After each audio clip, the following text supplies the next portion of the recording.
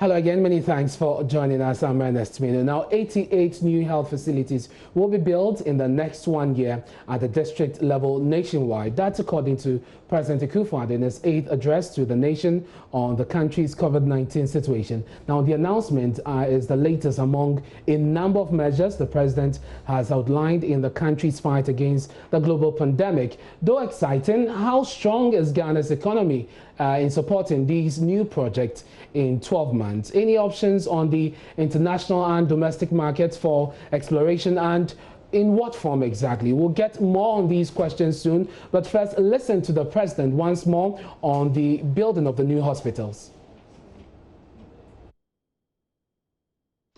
We're going to beef up our existing laboratories and establish new ones across every region for testing. We will establish 3 infectious disease control centers for each of the zones of our country, that is the coastal, middle belt, and northern, with the overall objective of setting up a Ghana Center for Disease Control.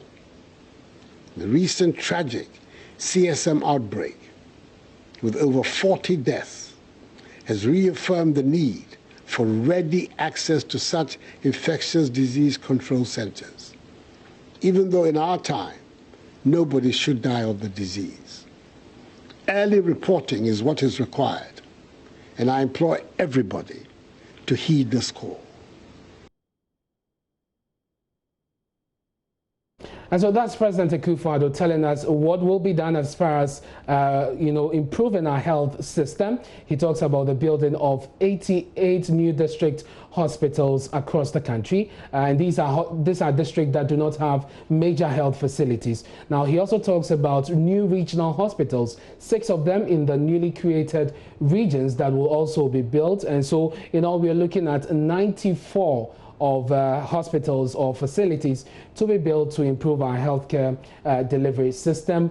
Will the economy be able to support this? We'll be exploring this soon. The president has been talking about a number of measures put in place to make sure that Ghanaians come out better after this pandemic. Now, let's go to Zoom now and speak to a health economist with the University of Ghana Business School. That's Dr. Patrick Isumin. Doc, thank you very much for your time here on Newsdesk. Now, we'll come to the health issues later, but first, we've done a number of things, a number of measures that have financial implications. The worry is that the concern is that we may be going above the threshold as far as the debt stock is concerned. What is your reading of this?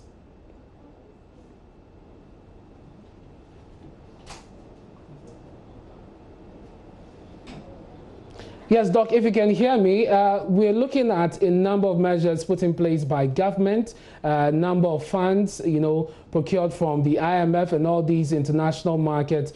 The implications it has on our debt stock, that is the concern for many. What are you reading into this?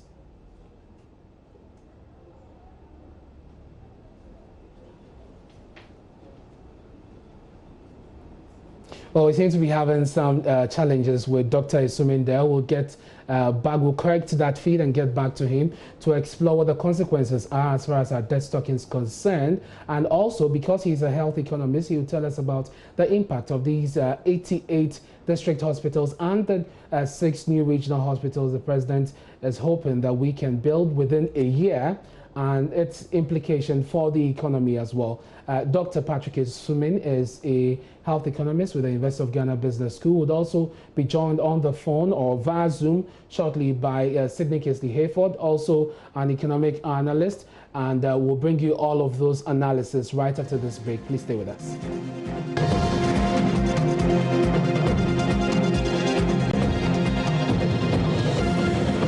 Thanks for staying with us here on Newsdesk, and we've been joined again by Dr. Patrick Isumin to bring us some analysis on the president's announcement of the building of 88 district hospitals plus 6 regional hospitals. Doc, when you had the announcement, what was your reaction, especially when the president has announced a number of measures already with financial implications? I think it was definitely a good thing.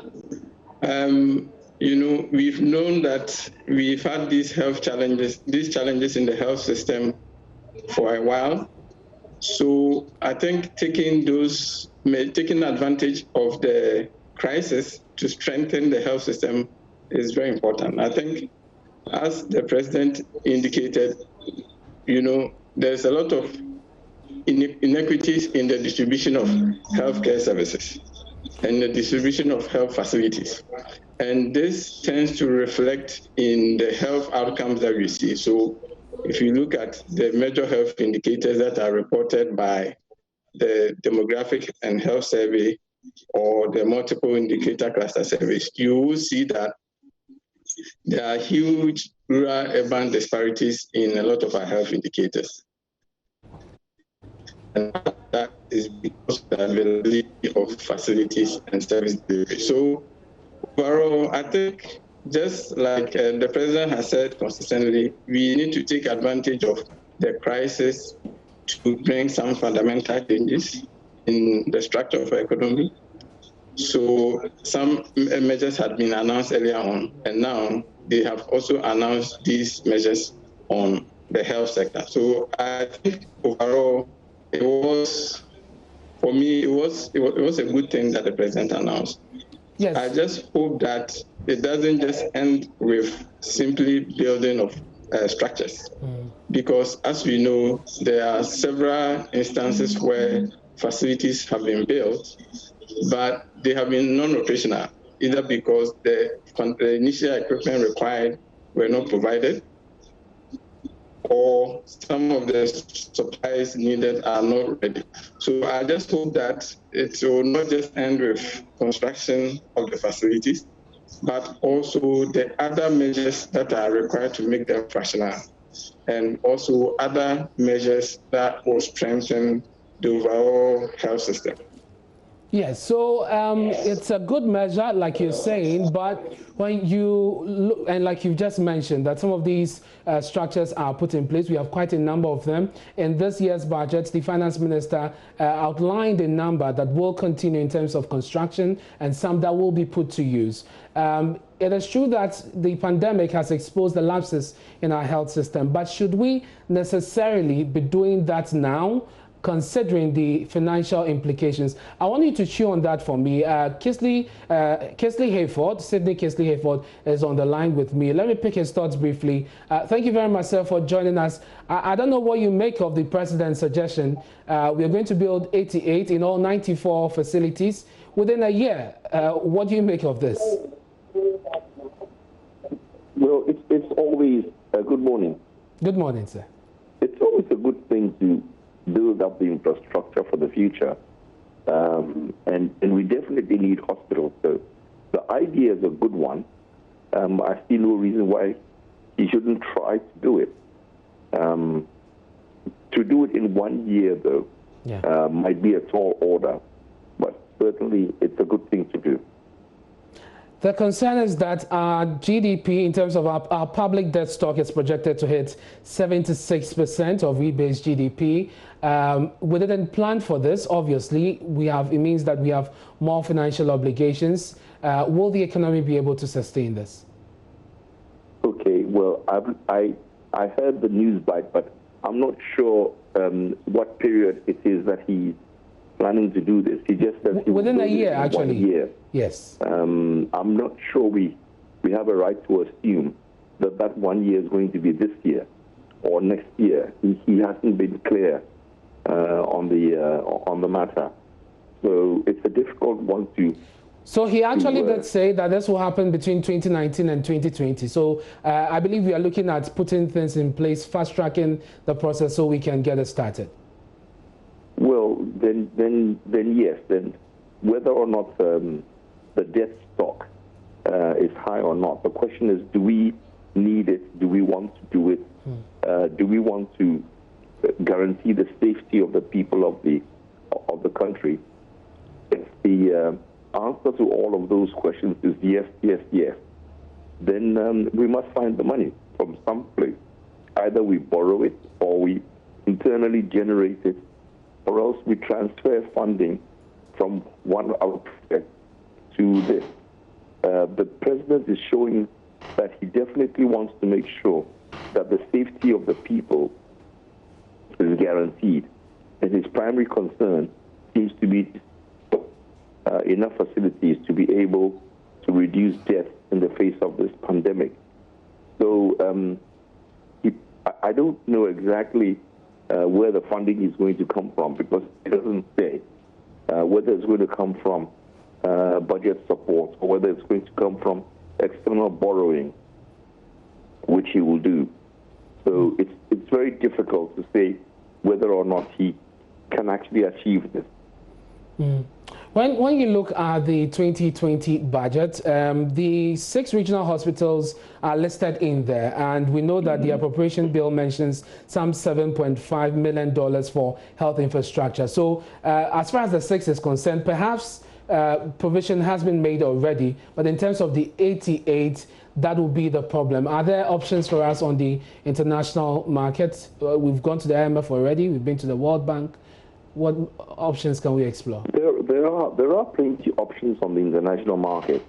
The international community is already saying that there has to be a lot more support to developing economies for us to be able to build the infrastructure. However, don't forget that the international community itself is struggling a little at this stage. How soon the whole world can come out of the crisis in which we are in and be able to developing economies is a different matter.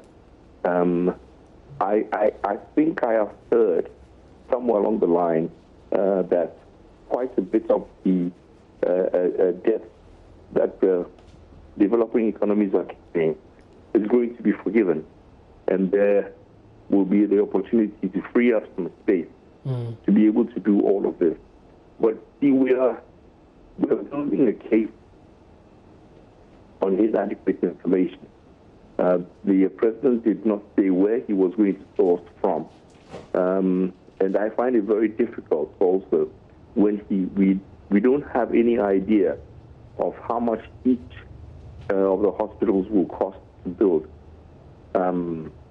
It's a tough discussion to have, because the information is really not available. He hasn't said very clearly how much he's going to spend to build each hospital. So it's difficult to quantify and to make any assessment on how much debt will build up because of this. But there's a growing economy. Ours is to look at what our needs are. Do we need 88 new hospitals? I would say we do. What type of hospitals should they be? We haven't said yet. If they are going to be regional hospitals to cater for a national development, that's a different matter. But if they are going to be district hospitals and the standard to which they will be developed is not very high, and therefore it will not cost too much to build, then the analysis will be different. At this stage, it's difficult to make any conclusion just based on what he said about the 88 hospitals. Sir, kindly hold the line for me. We also have Dr. Sumain on Zoom with us. Doc, let me also throw that question of propriety to you. Yes, the system has been exposed as far as the health system, the lapses in our health system is concerned. But the analysis is also that we have done quite well in managing this pandemic. Shouldn't we be looking at planning post-COVID to have this implemented instead of the rush that it appears we are attaching to this? So first of all, I think when the president announced that we will do this over the next 1 year, I think it's really part of the post-COVID planning, trying to put in measures to ensure that going forward, our health system is strengthened in such a way that we could be, whenever another crisis like this happens, we'll be in a stronger position to deal with this. But having said that, I think one of the things we should notice that, constructing the health facilities is just a first step in terms of building the health system. So the World Health Organization has about 6 pillars for building a resilient health system. And so some of the things that we have struggled with, some of the things that we have been exposed during this crisis, is the lack of availability of essential medicines and medical supplies at the health facilities. So clearly you notice that yesterday the president, and in the previous update, the president had announced that there had been measures to boost some of the PPEs. So that is great, but I think going forward, we shouldn't wait for a crisis before we hurriedly put together resources to ensure that the health system has the supplies it needs. I think it has to be a matter of routine, that the essential supplies, essential medicines that are needed to keep health systems running are always available. So for me, it's a right step, but it's just a first right step. If we simply construct facilities and we don't have the required staff and we don't have the required medications, it will not necessarily strengthen the health system. The other area that should be touched on is the financing. So it looks like since we went to National Health Insurance Scheme, there's been some change in the dynamics of how healthcare is financing, especially the procurement of supplies and medicines, essential medicines. So now the facilities provide services and they are reimbursed.